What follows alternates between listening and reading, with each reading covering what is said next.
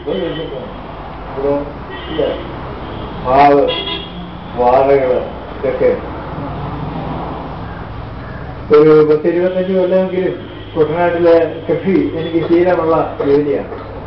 കൃഷി ഇപ്പൊ കുട്ടനാടിൽ കൃഷിയില്ല, നെല്ലില്ല, കരിമ്പില്ല, ഉഴുക ഇല്ല, കൊയ്ത്ത് ഇല്ല, വളം ചേർക്കയില്ല, ഒന്നുമില്ല, ഒക്കെ മാറി. കുട്ടനാട്ടിലുണ്ടെങ്കിൽ തന്നെ റബ്ബർ എസ്റ്റേറ്റ് ആക്കാനുള്ള ശ്രമമാണ് നടക്കുന്നത്, അല്ലാതെ കൃഷിയൊന്നുമില്ല. കഴിക്കാവുന്നൊന്നും ഇപ്പോൾ ഇവിടെ കൃഷി ചെയ്യുന്നില്ല. ഞങ്ങൾ നെല്ല് കൃഷി ചെയ്തിരുന്നു, പിന്നീട് കരിമ്പ് കൃഷി ചെയ്തിരുന്നു. കരിമ്പിനെന്ന ഒരു ടൺ കരിമ്പിന് കിട്ടിയ വില ഇപ്പോൾ 1 കിലോ പഞ്ചസാരയ്ക്ക് കൊടുക്കും. പഞ്ചസാരയിൽ കൊണ്ടുവന്ന് കൊടുത്ത് 1 ടൺ കരിമ്പിന് എന്ന് പറഞ്ഞാൽ അതിൽ പഞ്ചസാര മാത്രമല്ല, ഒരംശം പോലും വെറുതെ പോകുന്നതല്ല.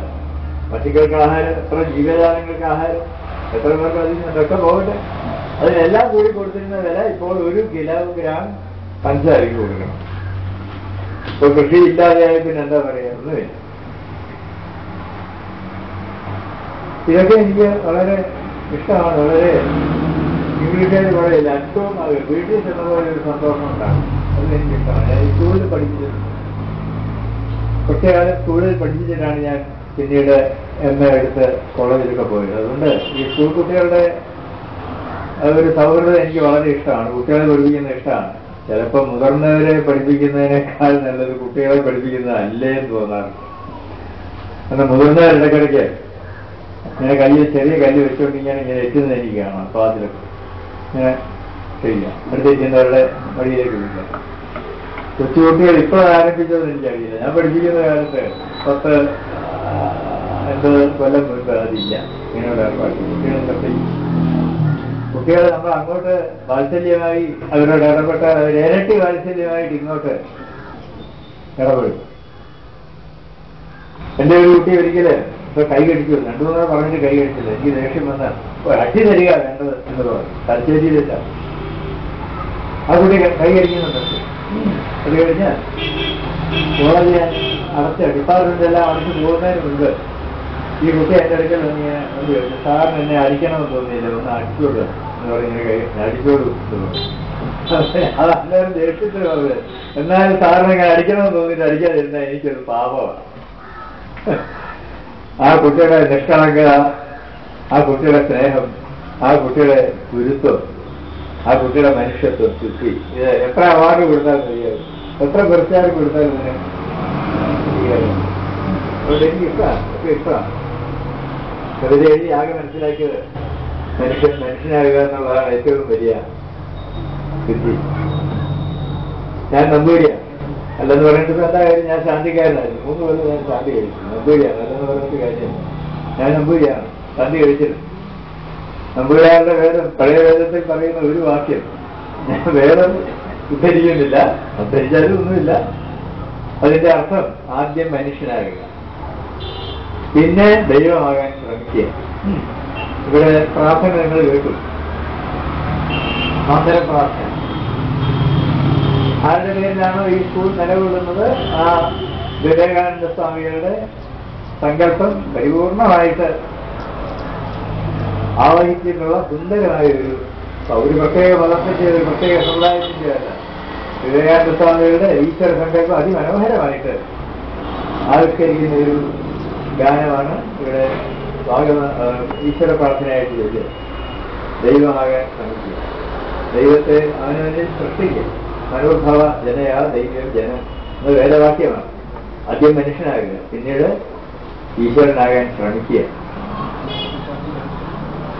അതാണ് മനുഷ്യന് സാധിക്കാവുന്ന ഏറ്റവും വലിയ, ഏത് കവിത കൊണ്ടും സാധിക്കാവുന്ന ഏറ്റവും വലിയ നേട്ടം അതാണ് എന്നാണ് ഞാൻ പഠിച്ചിട്ടുള്ളത്.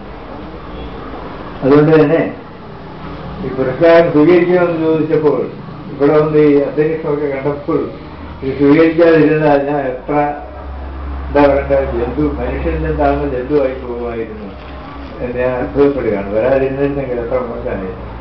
എത്രയോ കൃത്യമായ ഒരു അന്തരീക്ഷമാണ്, എത്രയോ കൃത്യമായ ഒരു സാമൂഹ്യ സന്ദർഭമാണ് ഇവിടെ ഉള്ളത്. തീർച്ചയായിട്ടും വളരെ സന്തോഷം തോന്നുന്നു, വളരെ അഭിമാനം തോന്നുന്നു. ശ്രീ ബാബു എന്നെ വന്ന് ക്ഷണിച്ചപ്പോൾ ബാബുവിനോട് ഇപ്പോഴും എനിക്കൊരു ചെറിയ വൈഷമ്യമുണ്ട് ഇടപെടാൻ. കാരണം അദ്ദേഹം തന്ന പുസ്തകം എനിക്ക് വായിക്കാൻ എത്തിക്കാൻ സാധിക്കുന്നില്ല. അത് ഈ പത്രത്തിൽ പറയുന്ന പോലെ വാർദ്ധക്യ സഹജമായ ചില പ്രശ്നങ്ങളുകൊണ്ട് എൻ്റെ കണ്ണ് തുടർച്ചയായിട്ട് വായിക്കാൻ പറ്റുന്നു.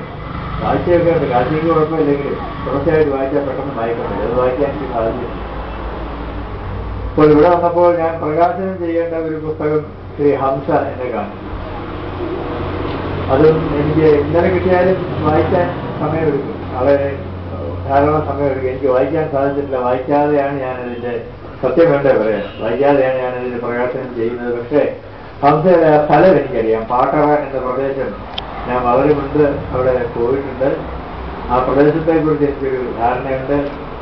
പാട്ട് അറ എന്നുള്ളത് അന്ന് നേരത്തെ ഞാൻ പറഞ്ഞതാണ്. ഇത് പാട്ടിന്റെ അറ എന്നുള്ളത് വേണമെങ്കിൽ ഗീതാലയം എന്നോ തർജ്ജമ ചെയ്യാം, വേണമെങ്കിൽ പുതിയ രീതിയിൽ പറയാം. പാട്ടിന്റെ അറ, പാട്ടിന്റെ വീട, ഗീതാലയം, ഗാനാലയം എന്നോ ഗീതാലയം എന്നോ സംഗീത സൗധമെന്നോ ഒക്കെ വേണമെങ്കിൽ തർജ്ജമ ചെയ്യാം.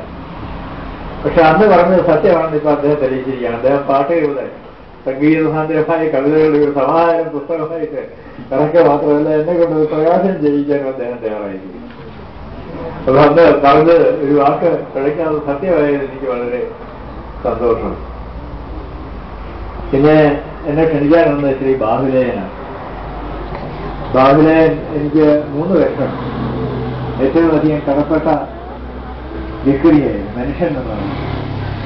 അദ്ദേഹം അടിയന്തരാവസ്ഥ കാലത്ത് എന്നെ ചുമതല ഏൽപ്പിച്ചിരുന്ന ഒരു പത്രത്തിന്റെ ഗ്രന്ഥാലോകത്തിന്റെ പത്രാധിപ കൃത്യങ്ങളിൽ സഹായിക്കാൻ വേണ്ടി അദ്ദേഹം സഹപത്രാധിപർ അത് ഉപപത്രാധിപർ സഹപത്രാധിപർ പേര് കൊടുത്തിരുന്നു.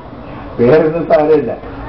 ഞാനെന്റെ സർക്കാരിന്റെ അനുവാദം വാങ്ങി ഇത് ചെയ്യുന്നതിന് 3 വർഷവും